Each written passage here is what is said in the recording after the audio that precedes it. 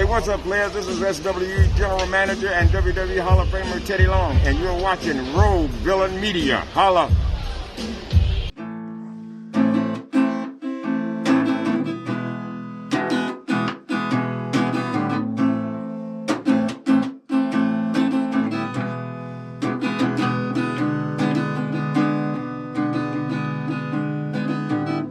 Hello, Rogue Villain Media.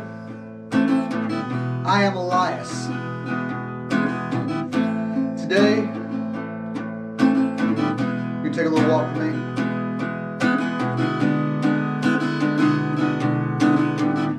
Because I'm the only one that can save this channel, these miserable wretches you've been watching this entire time.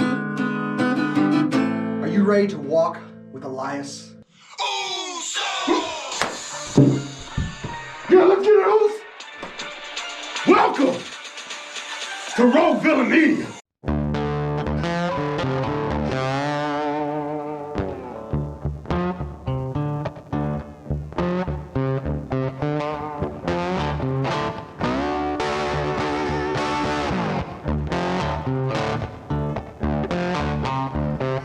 Ladies and gentlemen, welcome to Rogue Villain Media. I am the Blazing Rooster, and this is Honorade de Plata.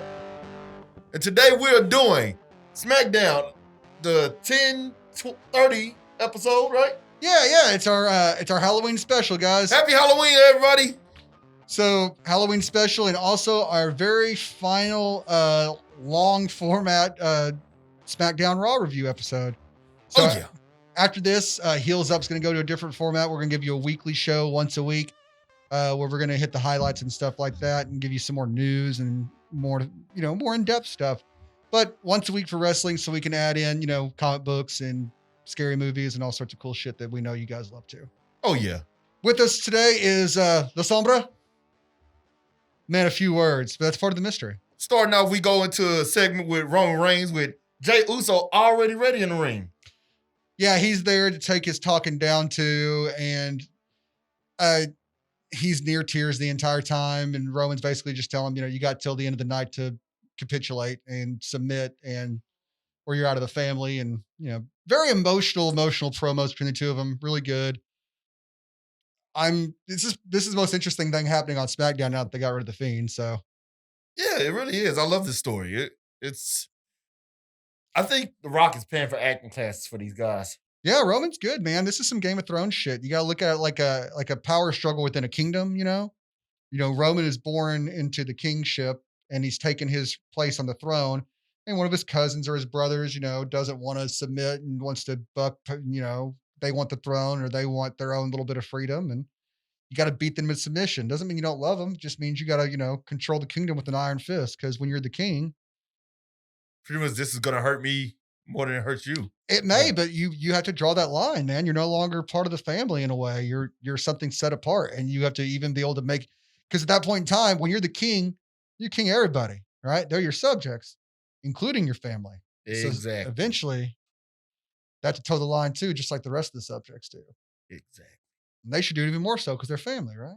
Yeah, absolutely. This was a victory won against a wayward family member to solidify the kingdom, as it were. The High Chief. Digging it. Love it. Up next, we get our first SmackDown Survivor Series team qualifying match for the men's team. It's KO versus Dolph Ziggler with Bobby Roode on the side. Bobby Roode doesn't stick around very long. Eventually, his kind of trying to interfere gets him kicked out of the match, and we go and have a pretty good match between KO and Dolph Ziggler, which, you'd expect, right? Yeah, of course. Best part of the match, though, was Ziggler starts to tune up the band. KO beats him to the punch with a super kick and goes for the pop-up power bomb, and Ziggler counters that right into a famouser, like Beautiful. midair, twists around and lands that famouser. And yeah, that was fun to watch. That was cool, man. Beautiful. Dug that. It was definitely we always nights seem to have a theme, it's better wrestling one night, it's better storytelling one night. Tonight was the high spot, or the oh, that was fun spot night, you know what I mean? So that one went forward later on. Both was like, oh, that was fun. Oh yeah. Exciting. Very. Maybe turn into a Midwestern mother. Oh, don't you know? That's keen there, that wrestling there. Oh. Oh, honest to Pete's sake. Wow, that's a reference no one's going to get. Howie Mandel somewhere is just excited somebody remembers him. Tag me in this. Howie Mandel is somewhere dressed like fucking Howard Hughes. The guy was already a germaphobe, and now after coronavirus, he's somewhere with like boxes on his shoes and keeping toenail clippings in jars and shit. And the jars of urine? Oh, we'll hang on to those. Good match between KO and Dolph. KO ends up winning with the stunner because, it's Dolph Ziggles, and that's what he's there to do. And be annoying and take a pin by someone who's getting over that night. Kind of like the Miz over on Raw. It's the same kind of bag. Yeah, pretty much. Yeah, Bobby and Ziggles had the same thing, but they're just not as funny. So yeah, KO is your first member of the SmackDown team. We're only going to get 2 qualifying matches tonight, and our last one will be the main event between Jay and D-Bry, which we'll get to later. So I guess they're going to have to try and catch up at some point in time to finish out their team. Are they doing 5-on-5? Yeah, 5 on 5. Yeah, 5-on-5. All right, because we got 3 members from Raw last time, and I guess they'll do the next 2 Monday. And then I don't know if SmackDown's going to try and cram their last 3 in, or if they're going to try and what they're going to do. I'm not sure either. We still got 3 weeks to build, though. Yeah, that's fair enough.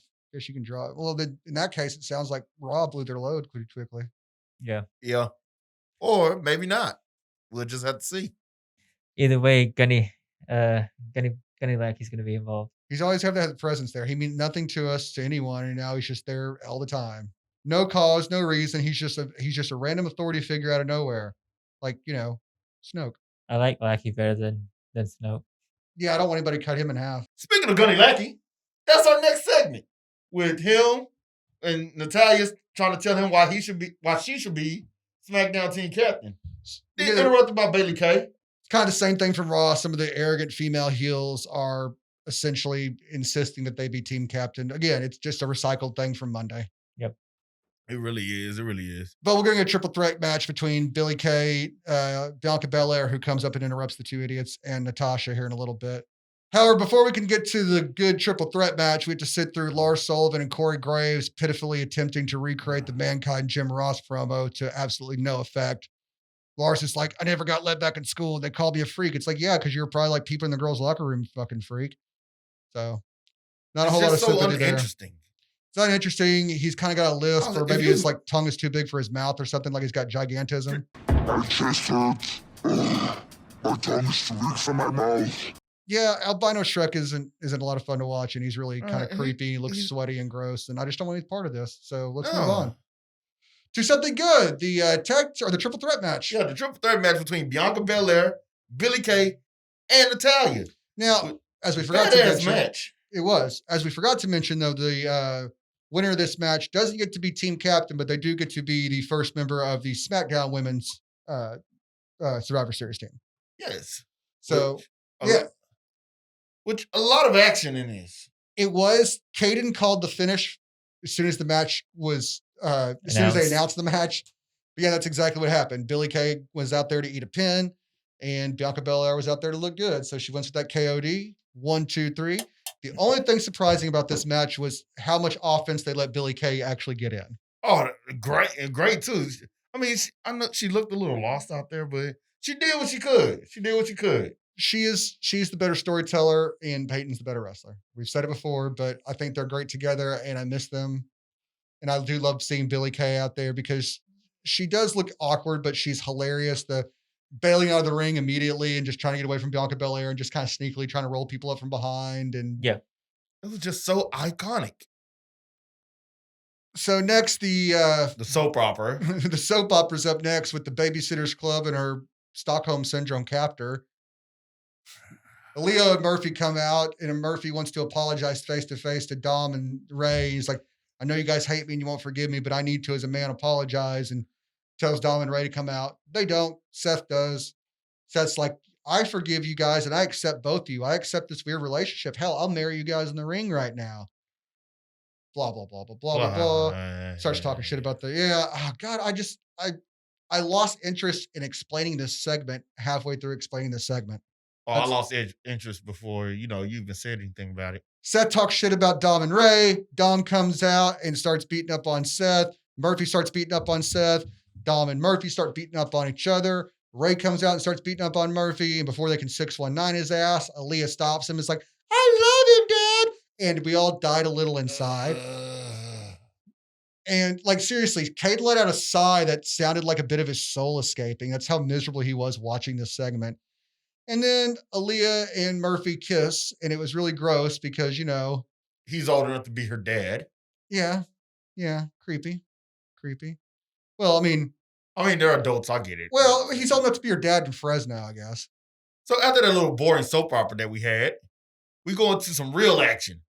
The Street Profits come out first, and they cut their little promo on the New Day. It's pretty straightforward. Yeah, Caidan was hoping to have his soul revived a little bit by seeing the Street Profits imitate the New Day as in response, but they didn't. They came out and were themselves, and kind of very good promo, actually, even addressing those things, you know. And they're absolute money. I'm looking forward to the match between the two of them. Neither of them are dipping into being dicks to each other, but it still sounds, you know, fiercely competitive. It's going to be great. Yeah, I can't wait to Survivor Series to see this. Oh yeah, I'm looking forward to it too, fam. That's for sure. Yeah, I just want, you know, the 3 more weeks of both of them doing promos against each other. I'll be happy with It's that. very entertaining. It's about the most entertaining thing we got on SmackDown other than Roman. Yeah. So after that little promo that they did, Shinzaro comes out, getting ready for their match. Yep, Shinzaro taking on the Street Profits. And I feel like I've seen this match 100 times, but I don't think I have. I think it's the same tag teams kind of going at each other in like a round robin thing. So it all But just I don't feels get like tired the of same it match. either. No, especially when Cesaro and Shinsuke out there just putting on a clinic and having a great time and looking damn amazing like they always do. Oh, yeah. For sure. Like, sure. Cesaro, or actually both of them, yeah, Shinzaro half-assing it is still better than a lot of people's, you know, whole-assing it. So, yeah, I'll take Shinsuke Nakamura sleepwalking his way through another fucking Friday night match as opposed to having to watch Lars Sullivan do anything. Yeah. Yeah. No, you're right about that, man. You're definitely right about that. But at the end of it all, we already know who's going to get the victory.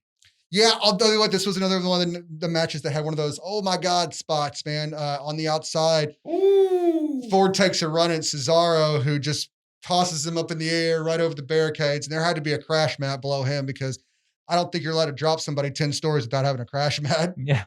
I don't know. I mean, Boy got some air off Cesaro, man. Ford did it to himself before.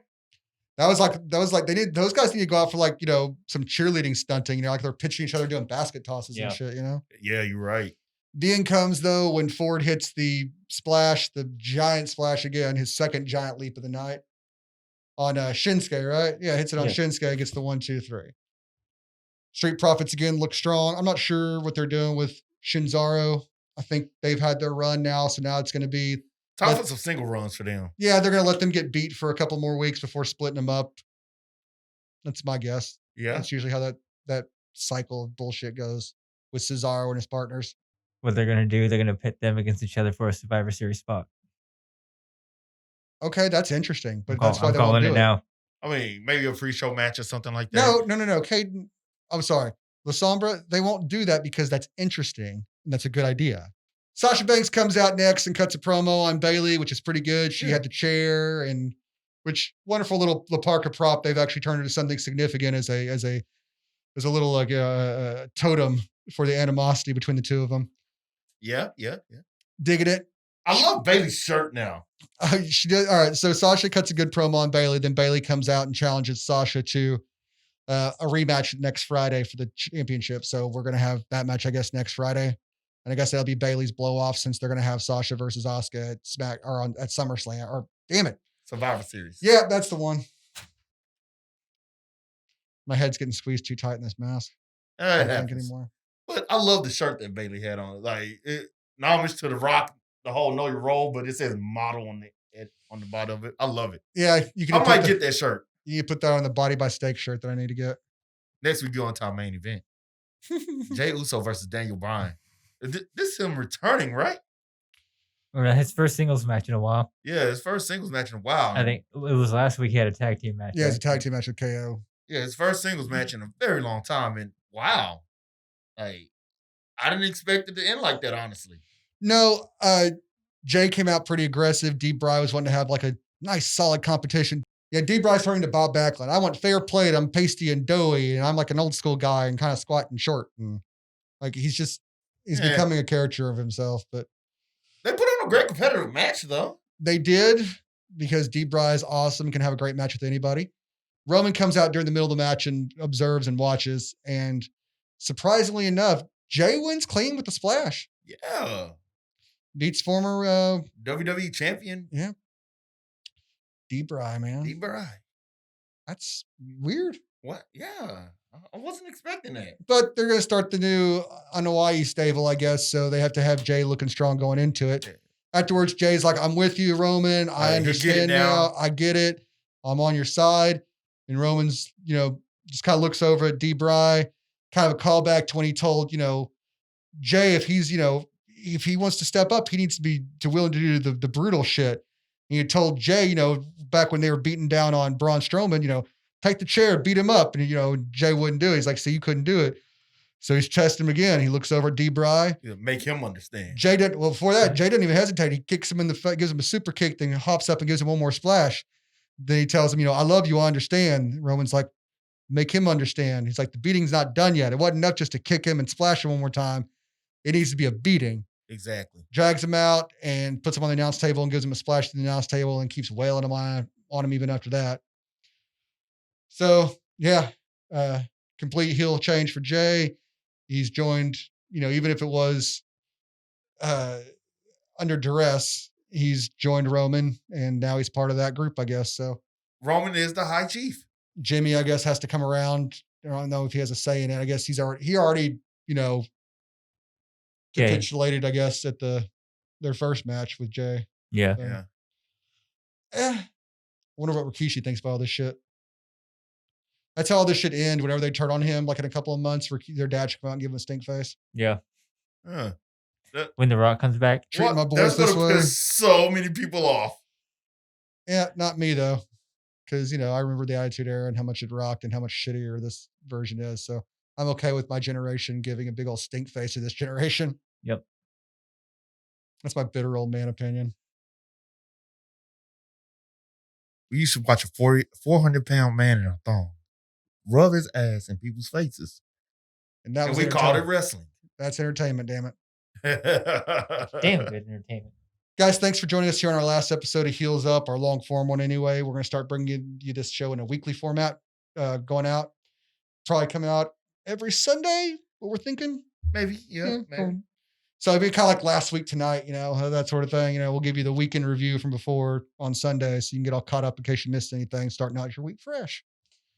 Also, guys, be sure to check out the new series we're bringing to you. Some more movie reviews, some more episodes of Reanimated are coming to you very soon. Also, we'll be starting a new comic book series called Bagged and Bored, where we're going to go over some of the new story arcs and comic books that are going on right now, as well as go back and look at some of the more popular ones back in the day. So be looking forward to watching that. So be looking out for that. Anything else? Nothing at all. Just follow us on all social media platforms. Facebook, Instagram, maybe soon Twitter. Check out Reggie's OnlyFans. Caidan? Lasombra. Yeah, nothing. All right, guys. Happy Halloween. And say trick or treat to your mother for me.